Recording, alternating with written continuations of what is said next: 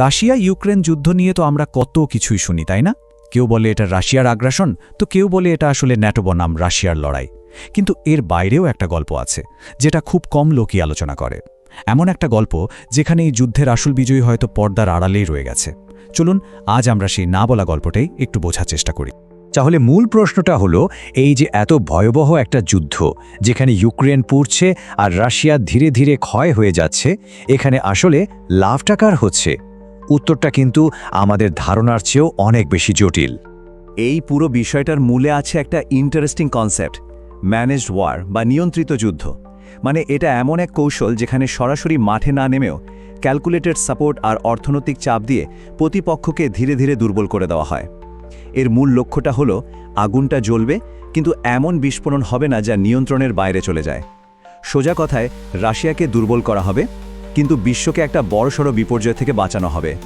NATO ঠিক এই খেলাটাই খেলেছে। কিন্তু একটা প্রশ্ন তো আসেই, রাশিয়া কেন জেনে শুনে এই ফাঁদে পা দিল? এটা বুঝতে হলে আমাদের একটু পেছনে যেতে হবে, দেখতে হবে কিভাবে এই জিওপলিটিক্যাল ডমিনোগুলো একটার পর একটা সাজানো হয়েছিল। দেখুন, ব্যাপারটা শুরু হয় সোভিয়েত ইউনিয়ন ভেঙে যাওয়ার পর থেকে। রাশিয়ার প্রতিবেশী দেশগুলো একে একে ন্যাটোতে যোগ দিতে শুরু করে, যা রাশিয়ার জন্য একটা বড় চিন্তার কারণ হয়ে দাঁড়ায়। এরপর 2014তে ইউক্রেনে পশ্চিমাপন্থী সরকার আসে, আর রাশিয়া তার একমাত্র উষ্ণ জলের নৌবন্দরটা বাঁচাতে ক্রিমিয়া দখল করে নেয়। কিন্তু আসল ট্রিগার পয়েন্ট ছিল 2022 সাল, যখন ইউক্রেন আনুষ্ঠানিকভাবে ন্যাটোর সদস্যপদের জন্য আবেদন করে।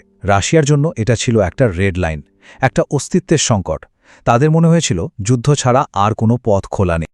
আর ঠিক এই মোমেন্টেই শুরু হয় ন্যাটোর আসল পরিকল্পনা, একটা ক্যালিব্রেটেড কনফ্লিক্ট, বা বলা যেতে পারে একটা মাপাচোকা যুদ্ধের ব্লুপ্রিন্ট। মনে রাখতে হবে, তাদের লক্ষ্য কিন্তু ইউক্রেনকে খুব দ্রুত জিতিয়ে দেওয়া ছিল না। ন্যাটো স্ট্র্যাটেজিটা বুঝতে হলে তাদের দেয়া অস্ত্রের দিকে তাকালেই সব পরিষ্কার হয়ে যায়। দেখুন, তাদের নিজেদের হাতে আছে F-35 স্টেলথ ফাইটার, টমহকের মতো দূরপাল্লার মিসাইল। কিন্তু ইউক্রেনকে কি দেয়া হয়েছে? জাভেলিনের মতো অ্যান্টি ট্যাঙ্ক মিসাইল আর সীমিত পাল্লার হাইমার্স রকেট। মানেটা কি দাঁড়ালো? টিকে থাকার জন্য যথেষ্ট অস্ত্র দেওয়া হয়েছে, কিন্তু যুদ্ধটা পুরোপুরি জেতার মতো অস্ত্র দেওয়া হয়। আসলে ন্যাটোর হিসাবটা ছিল খুবই সোজাসাপটা আর নির্মম। রাশিয়াকে দুর্বল করতে হবে, কিন্তু এমনভাবে নয় যাতে দেশটাই কল্যাপস করে যায়, কারণ রাশিয়া ভেঙে পড়লে একটা পারমাণবিক সংঘাতের ঝুঁকি তৈরি হতে পারত। এটাই হলো জিওপলিটিক্সের সেই ডার্ক রুল বুক, যা সাধারণ চোখে ধরা পড়ে না। তো এই স্ট্র্যাটেজির ফলাফল কি হলো?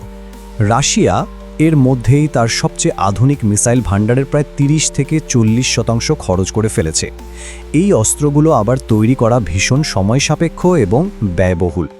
তার মানে ন্যাটো নিজের একটাও দামি অস্ত্র খরচ না করেই রাশিয়ার অস্ত্র ভাণ্ডার খালি করে ফেলছে। কি দারুণ চাল, তাই না? আচ্ছা, এবার আমরা ফিজিক্যাল যুদ্ধক্ষেত্র থেকে একটু সরে আসি, কারণ আসল খেলাটা হচ্ছে অন্য জায়গায়। এটা একটা সাইলেন্ট ওয়ার, যা লোহা বা বারুদ দিয়ে নয়, বরং সিলিকন চিপ আর অর্থনৈতিক নিষেধাজ্ঞা দিয়ে লড়া হচ্ছে। যুদ্ধের পরপরই পশ্চিমা বিশ্ব রাশিয়ার প্রায় $300 বিলিয়ন বৈদেশিক রিজার্ভ জব্দ করে ফেলে। ভাবুন একবার, $300 বিলিয়ন। এই একটা পদক্ষেপে কিন্তু বিশ্বকে একটা পরিষ্কার বার্তা দেওয়া হয়েছে, যদি কেউ পশ্চিমা ফিনান্সিয়াল সিস্টেমের অংশ হয়, তাহলে তার টাকা আসলে তার নিয়ন্ত্রণে নেই। আর এখানেই গল্পের আসল টুইস্ট। আজকের যুদ্ধটা আর শুধু স্টিল বা লোহার নয়, এটা এখন সিলিকনের যুদ্ধ। এই যে আধুনিক মিসাইল বা ড্রোন, এগুলোর ব্রেইন কি? মাইক্রোচিপ। আর ঠিক এই জায়গাতেই রাশিয়া সবচেয়ে দুর্বল। ব্যাপারটা হলো, কোল্ড ওয়ারের পর রাশিয়া টেকনোলজির জন্য ওয়েস্টার্ন দেশগুলোর ওপর অনেকটাই নির্ভরশীল হয়ে পড়েছিল। তো স্যাংশন দিয়ে ঠিক সেই সাপ্লাই চেনটাই কেটে দেওয়া হলো। এর ফলে কি হলো? রাশিয়ার আধুনিক অস্ত্র তৈরির ক্ষমতা প্রায় পঙ্গু হয়ে গেছে। শোনা যায় তারা এখন নাকি সাধারণ ওয়াশিং মেশিন বা ফ্রিজ থেকে চিপ খুলে সামরিক কাজে লাগাতে বাধ্য হচ্ছে। এবার একটু রাশিয়ার অর্থনীতির দিকে তাকানো যাক। তাদের সরকারি আয়ের প্রায় 1/3, মানে 1/3 আসে তেল আর গ্যাস বেচে।